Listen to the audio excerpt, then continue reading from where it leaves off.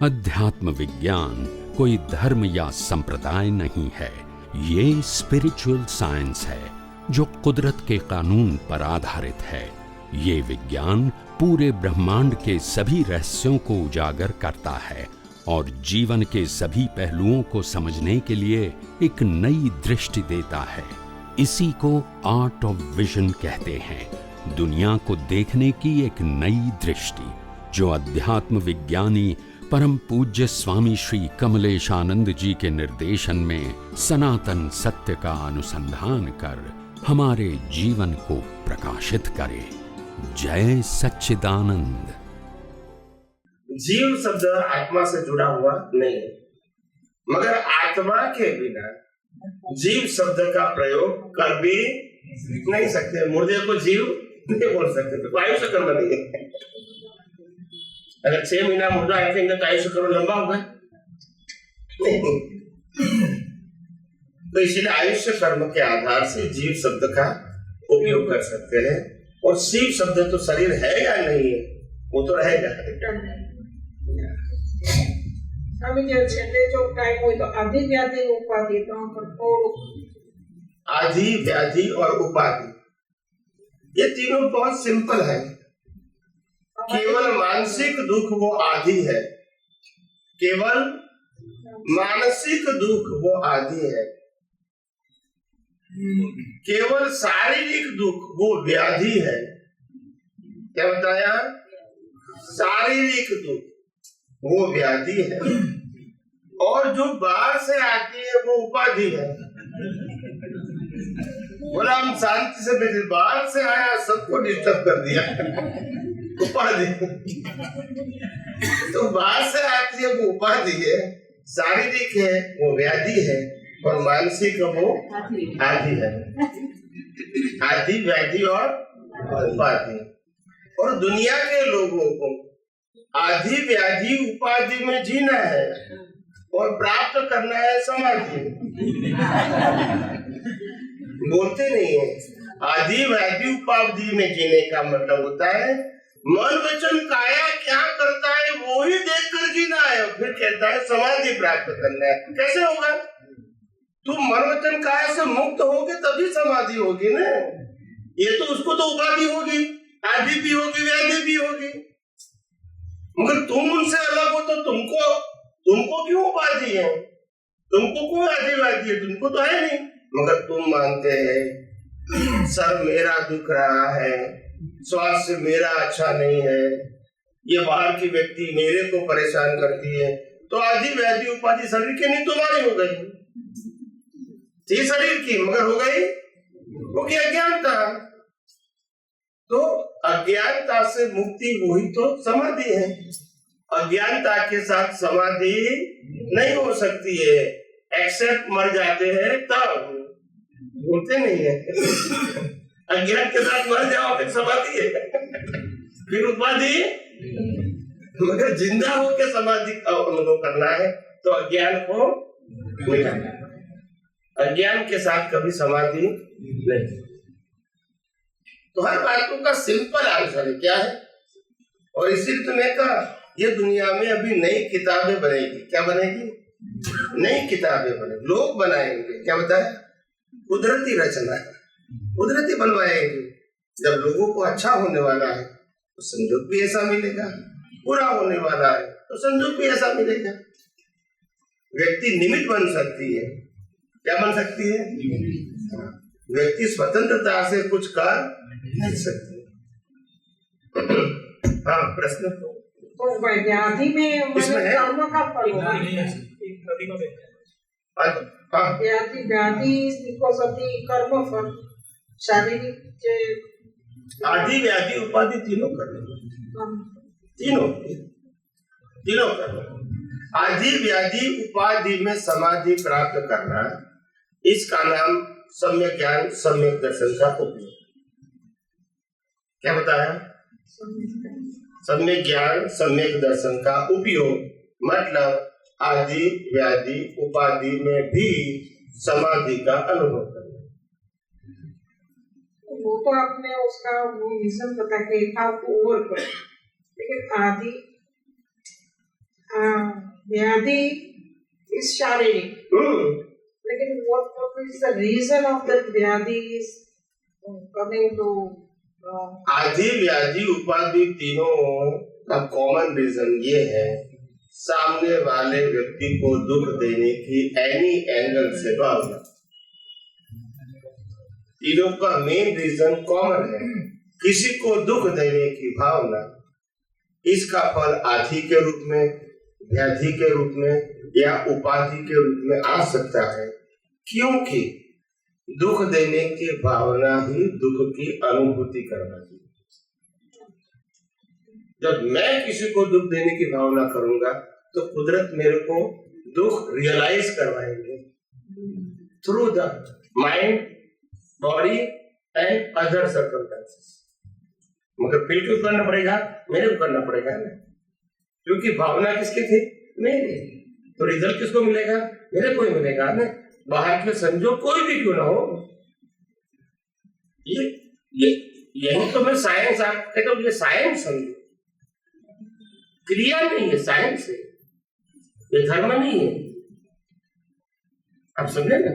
तो एग्जैक्टली जितना समझोगे, जितना एग्जैक्टली आप अप्लाई करोगे, तो रिजल्ट भी एग्जैक्टली आएगा, गोल गोल नहीं आएगा। माने तीनों का इसी जन्म में किया होगा, उसी जन्म में भुगतना पड़ेगा, या कैरी फॉरवर्ड। माने जैसे कर्म का बीज इस जन्म में किया तो नेक्स्ट जन्म में भुगतना पड़ता है, वैसे ये आदि व्याधि उपाधि का इसी जन्म में क्रिएट किया होगा, और इस नहीं अगले जन्म में कभी हो सकता है। कुदरत का एक ही कानून है, जो अवतार में कर्म करोगे उस अवतार में रिजल्ट नहीं मिलेगा, और जो अवतार में रिजल्ट की भुगतान करते हैं वो अवतार में कर्म नहीं किया है। उसका फुल एग्जाम्पल देवलोक, नरकलोक सिंपल है। यस और नो? नहीं है ना, पर आपके पास एग्जाम्पल जिसमें आप डिनाई नहीं कर सकते हैं। फिर मैंने कहूंगा कि पशु योनि और मनुष्य, पहले दो बता दूंगा, इसमें आपके पास कोई ऑप्शन नहीं है यस कहने के बिना। यस और नो? फिर बाद में मैं चार बोलूंगा तो गड़बड़ हो जाएगी। पहले ऐसा तो बोलो कि तुम्हारे पास कोई चांस ही नहीं रहे उत्तर देने का, ना करने का। ओके, मेरे को आपको कन्विंस करना है, क्या करना है? तो ऐसे बात करूंगा कि देवलोक नरकलोक का कर्म वहां किया था, तब नहीं वहां तो नहीं किया था। यानी कर्म की भुगतान जो होती है जिस अवतार में, उस अवतार में हमने कर्मचार नहीं किए थे। आप समझे? कई लोग तो कहते हैं कि यहाँ का कर्म यहाँ ही भुगतान करना है। तो ऐसे भी चलता रहता है, दुनिया तो चलती है ना, हम क्या करेंगे? समझ में आए? भगवान महावीर थे तब भी वो कहते हैं कि 32 या 34 या 36 जो भी वो पाखंडी थे, तो भगवान तो कुछ नहीं बोलते थे। वो बोलता पाखंडी का रोल पाखंडी का है, मेरा रोल ये है, सबको अपना अपना रोल करने दो, उधर सबको फल देगी, इसमें तकलीफ क्या है अपने? आप समझे ना? मगर कोई स्वतंत्र रूप से करता है ऐसा मानने की जरूरत नहीं है। ये तो हमारी अज्ञानता है, ये भी उनका उदय कर्म है जो पाखंड करता है, और जो सनातन सत्य बताए वो भी उदय कर्म है। मगर जो लोग पाखंड सोच समझ के करते हैं, जिम्मेदारी तो उनकी भले उदय कर्म है, मगर क्या कहता है? मैं करता हूँ, देखो मैं कितना बुद्धिशाली, सबको मैं उल्लू बनाता हूँ, तो फिर पनिशमेंट भी नहीं। यस, लास्ट क्वेश्चन समझ हो गए? જય સચ્ચિદાનંદ। જય સચ્ચિદાનંદ।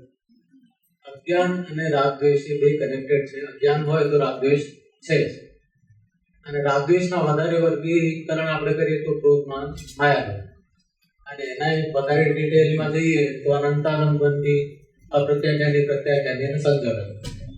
તો આમાં જે આ જ્યાં સુધી અનંતાનુબંધી બધા છે ત્યાં સુધી અજ્ઞાન છે। તો આ ક્રોધમાન માયાલોભને આ ચાર પ્રકારના ડિવિઝન પાડવાની જરૂર શું પડી? એક જ ક્રોધમાન માયાલોભ કહી દીધું હોત તોય અજ્ઞાન હતું, અને ચાર ડિવિઝન પાડ્યા તોય અજ્ઞાન છે। તો એ સમજાવો। जितना भी डिवीजन होता है ज्ञान के मार्ग में या तो समझाने के मार्ग में, वो लोगों के जितनी भी समझने की क्षमता नहीं होती है, इतना ज्ञानी भगवंतों को ज्यादा उत्तर देना पड़ता है? जरूरी नहीं है कि ये डिटेल बताए ही। जब मैंने कहा कि मन वचन काया की अवस्था मतलब कुदरती रचना है, फिर मन में कौन सा विचार आया, अच्छा या बुरा, वाणी से क्या बोला, अच्छा या बुरा, वर्तन से क्या किया, अच्छा या बुरा, या दुनिया की कोई व्यक्ति ने मन वचन काया से क्या किया, वो सब्जेक्ट पूरा खत्म हो गया। क्या हो गया? मगर आप कहोगे कि ऐसा विचार करना चाहिए कि नहीं, फिर उसका उत्तर आएगा। ऐसी जबान बोलनी चाहिए कि नहीं, फिर उसका उत्तर आएगा। ऐसा वर्तन करना चाहिए कि नहीं, तो उसका उत्तर आएगा। ऐसे लोगों का प्रश्न है तो उत्तर तो निकलेगा।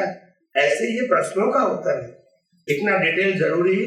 और ज्ञान का मतलब होता है अपने आप सप्रेस होना है, कॉम्प्रेस होना है, और अज्ञान का मतलब होता है विस्तार। नहीं, मैंने ये प्रश्न इसलिए किया है कि अनंत अनुबंधी जो है उसका कनेक्शन सम्यक दृष्टि से है। शास्त्र में जो बताते हैं कि अगर अनंत अनुबंधी ये चार कषाय है तो आपको सम्यक दृष्टि नहीं होगी। तो जब मुझे ये पता नहीं है कि अनंत अनुबंधी क्या है, तो वो मैंने पढ़ा तो मुझे तो समझ नहीं आएगा। इसलिए मैं आपसे पूछता हूँ कि अनंत अनुबंधी का मिथ्या दृष्टि और सम्यक दृष्टि से क्या कनेक्शन?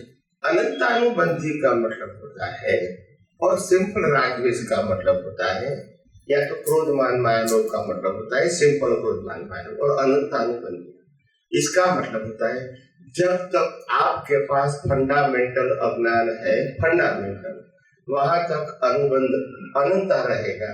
मगर जब फंडामेंटल अज्ञान खत्म हो गया और जब एप्लीकेशन में मिस्टेक है तो वो इंडिविजुअल रहेगा, फिर अनंता नहीं रहेगा। जैसे मेरे को ज्ञान दर्शन तो मालूम हो गया, ठीक है, कि मैं शुद्धात्मा में हूँ, मेरे कुदरती रहते हैं, मालूम हो गया, मगर मैं एप्लीकेशन नहीं करूंगा। जहां एप्लीकेशन इनकरेक्ट है, इसी के लिए जिम्मेदार हूं मैं। अनंता मेरे पास ज्ञान दर्शन मिथ्या नहीं है, सब्जेक्ट टू द ट्रांजैक्शन। मगर जब मेरे पास सनातन सत्य ही नहीं मालूम, तो फिर मेरे पास ज्ञान दर्शन भी मिथ्या अनंता ही है।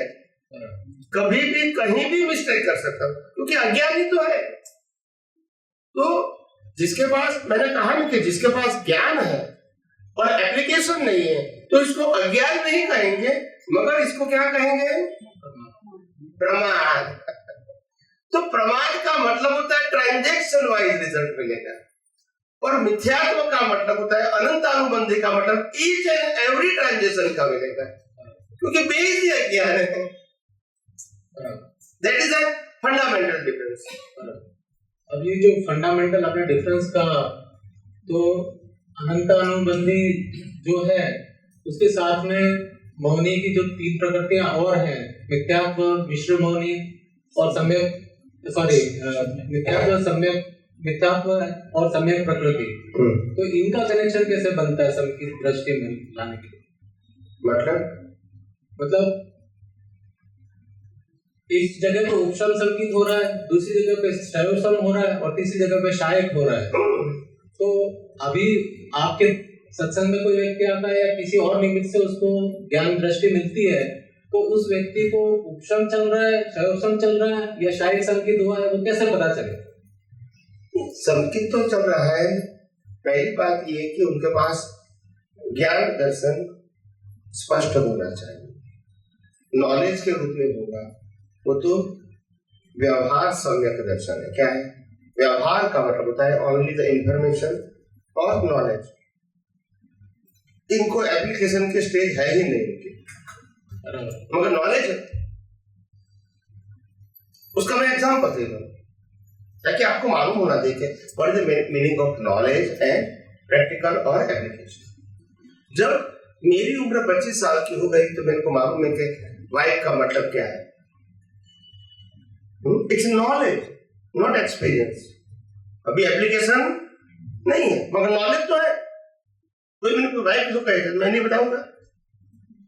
तो ये नॉलेज होना वो प्राइमरी बात है। इसलिए तो व्यवहार संकेत बोलते, क्या बोलते? व्यवहार का मतलब होता है you to know only but not to apply. Apply में तो मिथ्यात्व ही है, मगर नॉलेज में आपके पास संकेत है कि मैं आत्मा हूँ, ये कर्म का फल है, ये सब कुछ जानते हैं लोग। मैंने कहा ना हिंदुस्तान में कोई आत्मा हूँ ऐसा नहीं जानता, ऐसा नहीं है। मेजोरिटी पीपल की बात करता है, माइनॉरिटी छोड़ दो, सब जानते हैं। मतलब एप्लीकेशन नहीं तो व्यवहार संकेत है। तो व्यवहार संकेत तो हो सकता है।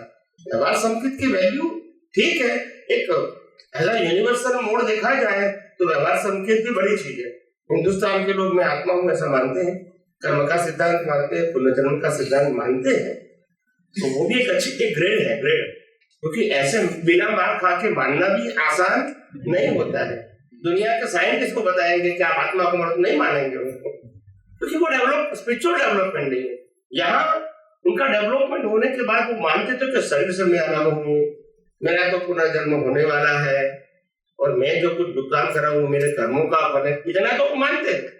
मगर वो मानने के बाद उनके पास ये जो व्यवहार संकेत है वो निश्चय में तब ट्रांसफर होगा जब उसका विजन क्लियर होगा। अभी तो नॉलेज है, नॉलेज समझते हैं, किताबों के माध्यम से या गुरु के माध्यम से नॉलेज प्राप्त किया है और नॉलेज को उन्होंने स्वीकार भी किया है, मगर एप्लीकेशन और रियलाइजेशन बिल्कुल नहीं है, क्योंकि वो उस लेवल ही नहीं है। वो नीचे संकेत नहीं है। पूरा दिन जीवन जिएंगे, आप कहेंगे आपने क्या किया, ये किया, वो किया, वो किया, वो किया, पूरे दिन में आत्मा याद नहीं आया, तो एप्लीकेशन तो है नहीं, मेरी जानकारी है, मतलब क्या है? व्यवहार संकेत का कोई इंपॉर्टेंट नहीं है, मगर फिर भी वर्ल्ड के हिसाब से वो डेवलप रहती है कंपेयर टू व्यवहार संकेत से अब निश्चय संकेत में आया। तो वहाँ 3 मैंने डिवीजन किए, उपशम, क्षयोपशम और शायद। तो मुझे कैसे पता चलेगा कि मुझे उपशम है, क्षयोपशम है या शायद है? उपशम का उपशम संकेत, क्षयोपशम संकेत या शायद। उपशम संकेत का मतलब क्या होता है, क्षयोपशम का मतलब क्या होता है और शायद का मतलब क्या होता है? उपशम का मतलब होता है कि आता है और चला जाता है। उपशम क्षणिक है, अवस्था के रूप में आता है चला जाता है, आता है चला जाता है, परमानेंट नहीं है। मगर हाँ, व्यवहार संकेत से तो अच्छा है, क्योंकि एप्लीकेशन तो करता है। अपग्रेड फिर क्षयोपशम संकेत और शायद संकेत, तीन बताए, उपशम, क्षयोपशम और शायद। तो क्षयोपशम का मतलब होता है कभी हाजिर होता है, कभी हाजिर नहीं होता है। वो तो आपने उपशम में भी बोला। हाँ, तो उसमें क्या होता है, जो उपशम संकेत का मतलब क्या होता है कि अंडरग्राउंड के अंदर कसाय पड़े हैं, मगर बाहर उसको व्यक्त होने नहीं देते, वो उपशम है। क्षयोपशम का मतलब होता है रहता भी है या नहीं भी रहता है, मगर उनको मालूम है, मगर उसके प्रमाद के कारण वो एप्लीकेशन नहीं कर सकते हैं। और जो सहायक है वो तो परमानेंट है, उसको प्रमाद नहीं है, बिल्कुल, तभी तो सहायक का मतलब परमानेंट। तो यानी ये तो तय है कि हम सबको प्रमाद है, तो शायद तो यहाँ किसी को नहीं है। तो अभी उपशम है या क्षयोपशम है, ये कैसे तय करें? अभी तो यहाँ जितने लोग बैठे हैं मेजोरिटी, उसको ज्यादातर उपशम नहीं है, क्षयोपशम है, जागृत है वो। यानी कसायों का इसमें इंटरेस्ट खत्म हो चुका है। कसाय उदय कर्म में है, इंटरेस्ट में नहीं है, और इसीलिए वो हर समय प्रयास करता है सेपरेट होने का। क्या करता है?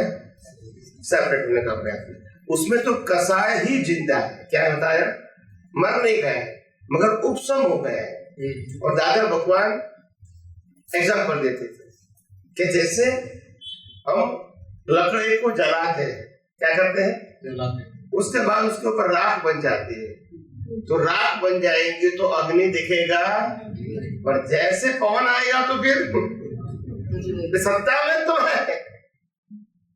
अब समझे, थोड़े समय के लिए वो क्या हो गया, आवृत हो गया। क्या हो गया, होती हुई भी दिखता नहीं, थोड़े समय। तो जो क्षयोपशम संकेत जिसको है वो भी चुकता है अपने ज्ञान से, तो उस समय क्या उसको उपशम संकेत हो जाता है, या उसको क्या बोलेंगे? इसको प्रमाद बोलते हैं, उसको प्रमाद बोलेंगे, मगर उसको क्या है, अप लेवल की जागृति है, उपशम से अप है। वो कसाय को भी जानता है और कसाय नहीं करना भी जानता है। हाँ, यहाँ तो कसाय में इंटरेस्ट है और सम्यक में भी इंटरेस्ट है, मगर सम्यक में इंटरेस्ट माइल्ड है क्योंकि बिगिनिंग है, और कसाय में इंटरेस्ट ज्यादा है क्योंकि कितने अवतारों का अनुभव है। अभी धीरे धीरे कषाय का इंटरेस्ट माइंड हो जाएगा और सम्यक का उपयोग ज्यादा हो जाएगा तो सेकंड स्टेज में आ जाएगा। और थर्ड स्टेज पे कब आ जाएगा? जब कषाय रहेगा ही नहीं भाव में, उदय की बात नहीं करता भाव में, तो फिर सम्यक हो गया।